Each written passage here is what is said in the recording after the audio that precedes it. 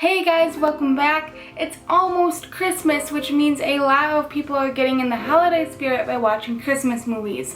And growing up, I was super big into like the claymation movies and animated movies, but as I've gotten older, I don't really care for Christmas movies, except for one in particular. Can anyone guess what my favorite Christmas movie is? Maybe my shirt will help you guess. That's right guys, it's A Christmas Story. My family is obsessed with the movie A Christmas Story. We live for Christmas Eve, where in America anyway, on one of the TV channels, they play the movie A Christmas Story for 24 hours starting at 8 o'clock on Christmas Eve until 8 o'clock on Christmas. I was thinking of a good book tag video to do, and I thought, of course, I have to do one for A Christmas Story. So I'm coming at you today with the 100% original tag, the Christmas Story book tag. I'm so excited about this, so let's get started. First up is Ralphie. Ralphie is the main character of A Christmas Story, and he is very determined to get the present that he wants this year for Christmas. So, for Ralphie, choose a very determined book character. And for this, I chose Cassie from the Fifth Wave series. She wants nothing more than to find her little brother Sam, and she will go to great lengths to do so. And in my opinion, that makes her a very determined character. Next up is Red Ryder BB gun with a compass in stock, of course. Ralphie wants this more than anything, but everyone keeps telling him no, and they're basically saying, why don't you just get a regular toy like everyone else is asking for? So for this, choose a book that you really enjoy, but everyone else kind of judges you for liking it, or nobody else really liked it as much as you. For this, I chose Paper Towns by John Green. It's not that people judge me for liking it, it's that John Green gets a lot of flack for his writing and his books and his typical characters and things like that, but I absolutely adore John Green's writing style. I love his books so much, and Paper Towns is my favorite book by him, and it's definitely one of the ones where I feel like I have to justify myself the most when I'm reading it. That and Twilight. I really loved the Twilight books, but of course Twilight has like a weird connotation with it ever since the movies came out, so I have to justify myself on liking those books too, which is stupid. It's just stupid. Next up is Scut Farkus. Yep, that's right, Scut Farkus. He is the bully of the movie. He's always coming out and terrorizing these poor kids. But in the end, Ralphie's having like a really bad day. He didn't have a good day at school. He's feeling super hopeless. And then Scut comes out, and Ralphie's already on the verge of breaking down, and Scut just stands there and goes, "You gonna cry? Are you gonna cry, baby?" For Scut Farkus, choose a book that made you cry. The first book that I think I ever ugly cried during was The Fault in Our Stars by John Green. It's just missing its dust cover, but The Fault in Our Stars. Other books that have made me cry recently are A Monster Calls by Patrick Ness, and My Heart and Other Black Holes made me tear up a lot, and it was really like uplifting. It wasn't like a sad cry. But yeah, I don't really cry that often when I'm reading books unless it's like super sad or super happy, so that's just a couple to name a few. Next up is Schwartz. Schwartz is one of Ralphie's friends, and he's just really like a smartass little kid who thinks that he's cool, but he's not. And he like instigates all his friends. So for Schwartz, pick a smartass character that's kind of an instigator. For this, I chose Peeves from the Harry Potter series, the books, not the movies, because he's not in the movies.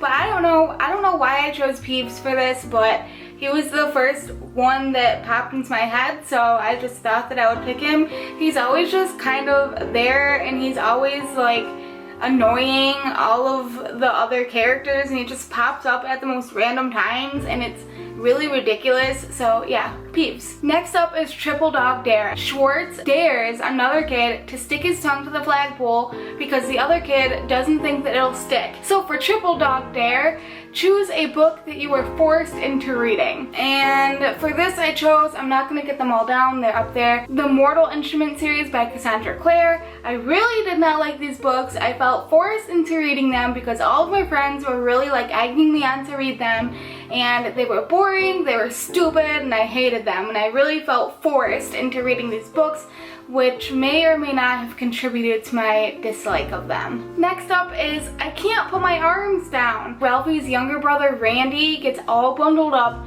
to go to school, and his snowsuit is literally so big and puffy that he can't put his arms down. And this just made me think about when I'm reading a really big book and I can't get into a comfortable position and it starts hurting my arms and starts hurting everything. So for I Can't Put My Arms Down, choose a big hefty book. And the ones that I really remember this being a big issue with is the Harry Potter books. Look at how massive that is. 4 is definitely the biggest hardcover that I own, and I just remember like trying to read it at night in bed and I couldn't get comfortable and my arms were aching, and they're just huge books. Next up is Fra-Gee-Lay. I think that's Italian. The dad gets a major award in the mail and it comes in a big wooden box and it says fragile on it, but he pronounces it Fra-Gee-Lay.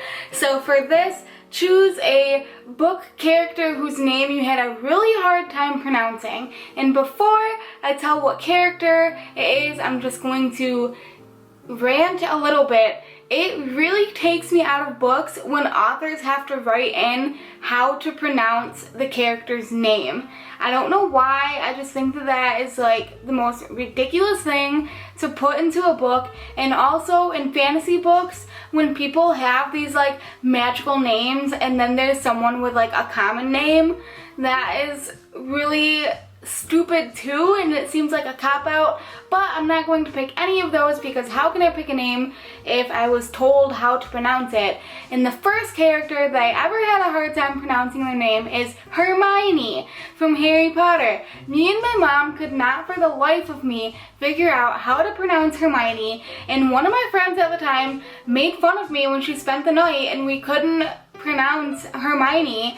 She just thought it was the most ridiculous thing ever. Which brings us to the leg lamp, which is probably one of the most iconic images from A Christmas Story. Fun fact, I have a leg lamp. I don't have it. My dad has it in Florida. He also has a Red Ryder BB gun with a compass in the stock. So that just goes to show how much we love this movie. So for leg lamp, choose a beautiful book that you just want to display. And for this one, I have a few different ones. As you can see, I have my Shrine of the Wizard of Oz, which is one of my favorite book displays on my shelf. What you can't see is I have my Harry Potter books displayed up there with some Harry Potter type items. But my favorite books on my shelf that I just love looking at the spines and I love looking at the covers is the All Souls trilogy. Discovery of Witches, Shadow of Night, and the Book of Life, which is all green and swirly and astrological, and it's so beautiful. I love these books so much and I just love looking at them on my shelf. Next up is Fudge, but I didn't say Fudge. For this, choose a book with a plot twist that you did not see coming and it made you say, oh fudge. I chose The Red Queen by Victoria Aveyard. I did not see that plot twist coming at all. It was absolutely insane, and oh my gosh, the rest of the book was kind of meh, but that plot twist though. Pink Bunny Pajamas. Choose a book that you think you are a bit too old to get into. On BookTube, I always see people raving about the Percy Jackson series, Percy Jackson and the Olympians, but I just think that I kind of missed my mark with that series. I think I'm a little too old to try to get into it now. And yeah, I don't know, it really doesn't appeal to me. And last but not least, you'll shoot your eye out, kid. Choose your favorite book quote. And let me tell you, this question is so hard because there are so many good quotes, and of course I have to choose one from Harry Potter.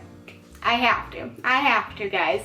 So my favorite book quote from Harry Potter is, of course, happiness can be found even in the darkest of times if one only remembers to turn on the light. And this quote helps me to stay positive and remember that there is always something good in every situation, even when it doesn't seem like there is. And there you guys go, that is the Christmas Story book tag. I'm going to be lazy, and if Christmas Story is one of your favorite movies, then I tag you to do this tag, and I hope that people do it because I just love this movie so much, and sometimes I feel like me and my family are the only people who like this movie, so it would be really nice to see that other people love it just as much as we do. I hope you guys have a very happy holidays and a Merry Christmas, and I'll see you in my next video. Bye!